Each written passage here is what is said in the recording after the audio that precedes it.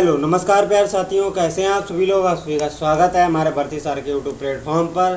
तो जैसा कि आप लोगों को पता है, हमारी इंडियन ज्योग्राफी की टॉपिक वाइज एक्सप्लेनेशन में सीरीज चल रही है।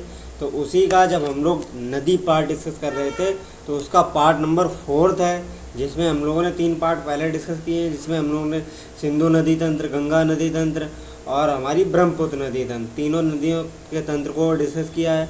आज हम लोग डिस्कस करेंगे दक्षिण भारत की नदियाँ, यानी कि प्रायद्वीपीय नदियाँ। प्रायद्वीपीय भारत की नदियाँ कौन कौन सी हैं, ये डिस्कस करेंगे। ठीक है, चलिए आज का सेशन स्टार्ट करते हैं बिना किसी देरी। ठीक है, तो प्रायद्वीपीय भारत की नदियाँ, प्रायद्वीपीय नदी तंत्र, इसको समझने का प्रयास करते हैं। ठीक है, ये प्रायद्वीपीय नदी तंत्र है हमारा। ठीक है, हिमालयी नदी तंत्र की तुलना में प्रायद्वीपीय नदी तंत्र बहुत अधिक पुराना है। ठीक है, जो हमारा हिमालयी नदी तंत्र है ये बिल्कुल नया नदी तंत्र है, क्योंकि हिमालय का निर्माण अभी नया हुआ। लेकिन हमारा जो प्रायद्वीपीय भारत है, पेनिसुलर इंडिया है, ये बहुत पुराना है। ठीक है, ये बात ध्यान रखनी है। दक्षिण भारत की नदियाँ प्रायः वृक्षनुमा अपवाह तंत्र रखती हैं। ठीक है, मतलब वृक्षनुमा तरीके से अपवाह तंत्र रखती हैं। प्रायद्वीपीय नदियों के अपवाह तंत्र में नर्मदा, ताप्ती, माही, गोदावरी, कृष्णा, कावेरी और महानदी आती हैं। ठीक है, ये बात ध्यान रखनी है। ये कुछ मतलब इम्पोर्टेंट नदियाँ आती हैं। ठीक है, नेक्स्ट चलते हैं हम लोग।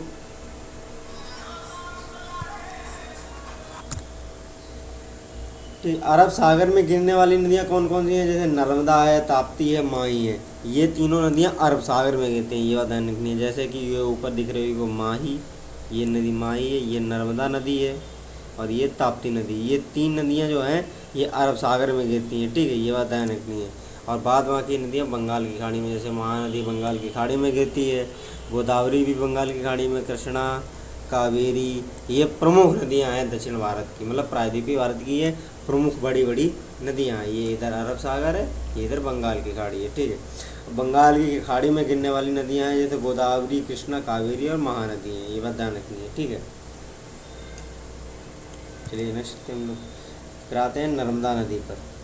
एक एक नदी करके डिस्कस करेंगे हम लोग। ठीक है, मध्य प्रदेश के अमरकंटक से इसकी उत्पत्ति होती है, जो पश्चिम की ओर बहते हुए 1312 किलोमीटर की दूरी तय कर खंबात की खाड़ी में अरब सागर में मिल जाती है। ये बात ध्यान, ये जो हमारा अमरकंटक की पहाड़ियाँ हैं, यहाँ पर बीच में ये इधर सतपुड़ा है, ऊपर विंध्याचल पर्वत श्रेणी है, ये बीच से निकलती है, भ्रंश घाटी से होते हुए निकलती है नर्मदा नदी।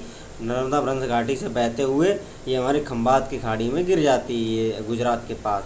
ठीक है, अरब सागर में मिल जाती है, ये बात ध्यान रखनी है। नर्मदा नदी उत्तर में विंध्याचल पर्वत और दक्षिण में सतपुड़ा पर्वत के बीच भ्रंश घाटी यानी रिफ्ट वैली से होते हुए बहती है। ये नदी मध्य प्रदेश की सबसे बड़ी नदी है। ठीक है, इसे मध्य प्रदेश की जीवन रेखा कहा जाता है। नर्मदा नदी की सहायक नदियाँ जैसे ओसंग, तवा और शेर हैं, ये बात ध्यान रखिएगा। अमरकंटक से 2 नदियाँ निकलती हैं, नर्मदा और सोन नदी। दोनों नदियाँ भ्रंश घाटी यानी रिफ्ट वैली से होते हुए बहती हैं। ठीक है, ये बात ध्यान रखनी है। नेक्स्ट हम लोग आती ताप्ती नदी। ताप्ती नदी की लंबाई 724 किलोमीटर है, मध्य प्रदेश के बैतूल जिले के निकट सतपुड़ा पहाड़ियों से निकलती है। ठीक है, ताप्ती नदी जो है ये मध्य प्रदेश के बैतूल जिले यानी सतपुड़ा पर्वत, ये सतपुड़ा पर्वत श्रेणी है। ठीक है, ये ध्यान रखनी है। यह बैतूल जिले के निकट ये ताप्ती नदी यहाँ से निकलती है। ठीक है, ये नदी मध्य प्रदेश, महाराष्ट्र, गुजरात से प्रवाहित होती है और ये अरब सागर में मिल जाती है, ये बात ध्यान रखनी है। फिर आती है माही नदी। माही नदी जो है 583 किलोमीटर इसकी कुल लंबाई है। इसका उद्गम मध्य प्रदेश के धार जिले के समीप विंध्याचल पर्वत श्रेणी से होता है। मध्य प्रदेश, राजस्थान, गुजरात से बहते हुए ये नदी खंबात की खाड़ी में गिर जाती है। ठीक है, जो माही नदी हमारी है ये यहाँ से चलती है, फिर इधर से यूटर्न लेती है, राजस्थान में होते हुए राजस्थान से यूटर्न लेती है, फिर इधर खंबात की खाड़ी में गिर जाती है। ठीक है, ये बात ध्यान रखनी है।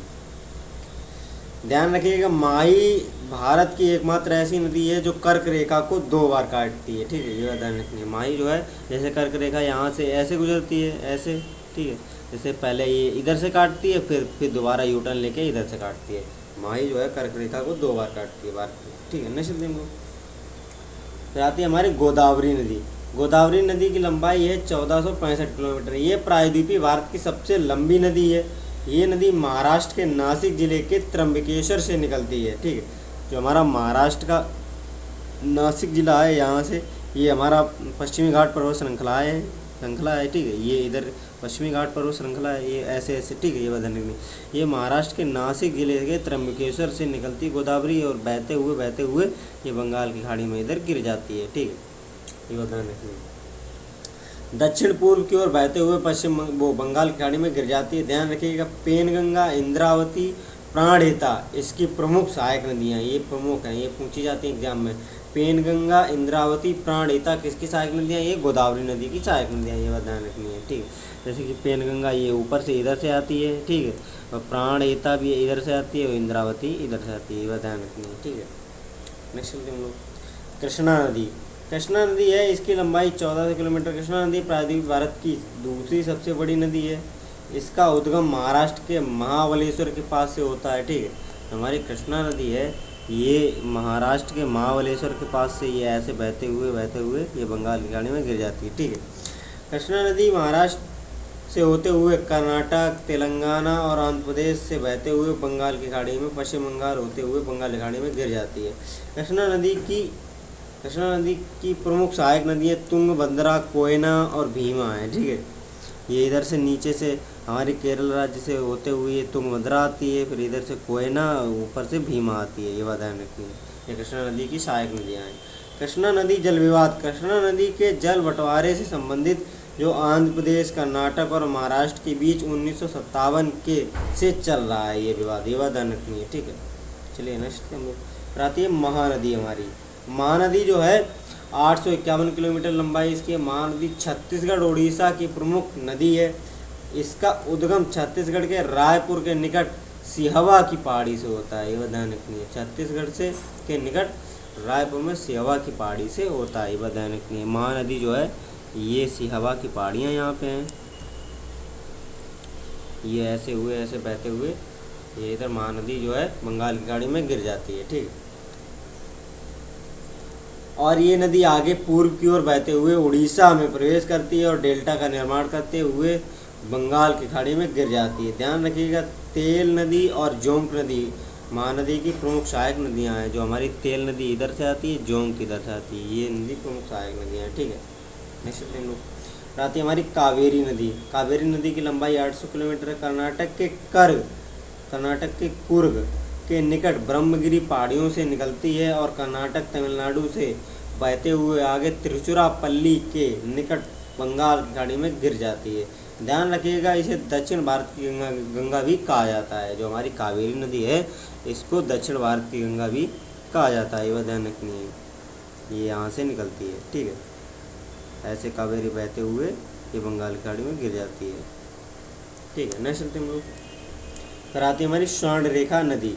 झारखंड में बहने वाली एक पहाड़ी नदी है। स्वर्णरेखा जो है झारखंड में बहने वाली एक पहाड़ी नदी है। ये इस प्रकार स्वर्णरेखा नदी बहती है। ठीक है, यहाँ पे ये नदी रांची के निकट छोटा नागपुर पठार से निकलती है।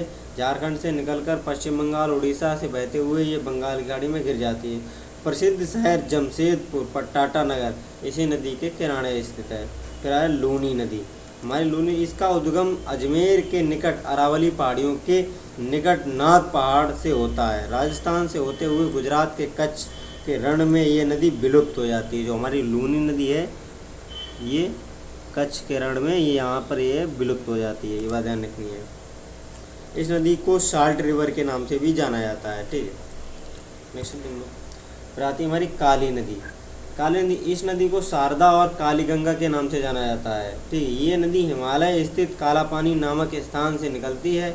उत्तराखंड, उत्तर प्रदेश होते हुए ये नदी घाघरा नदी के साथ मिल जाती है। ध्यान रखिएगा, काली नदी पूर्व की ओर नेपाल और भारत की अंतर्राष्ट्रीय सीमा भी बनाती है। जो हमारी काली नदी है ये इस प्रकार ये बहती है, ये काली नदी है। ठीक है, ये बात ध्यान रखनी है। फिर आती है पेन्नार नदी। जो पेन्नार नदी है हमारी, पेन्नार नदी भारत की एक प्रमुख नदी है।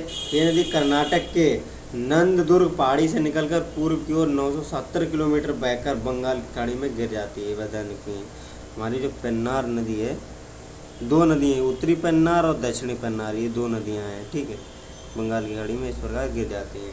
चलिए आज के सेशन में इतना ही था। हमने दक्षिण भारत की नदियाँ, पूरी प्रायद्वीपीय नदियों को डिस्कस किया है। इससे बाहर कोई भी एग्ज़ाम में कोई भी प्रश्न नहीं जाएगा। अगर सेशन अच्छा लगा हो तो लाइक एंड कमेंट करके ज़रूर जाएं और अपने प्यारे साथियों के साथ सेशन को शेयर करें। चलिए, अगर मिलते हैं नेक्स्ट वीडियो के साथ, तब तक जय हिंद, जय भारत।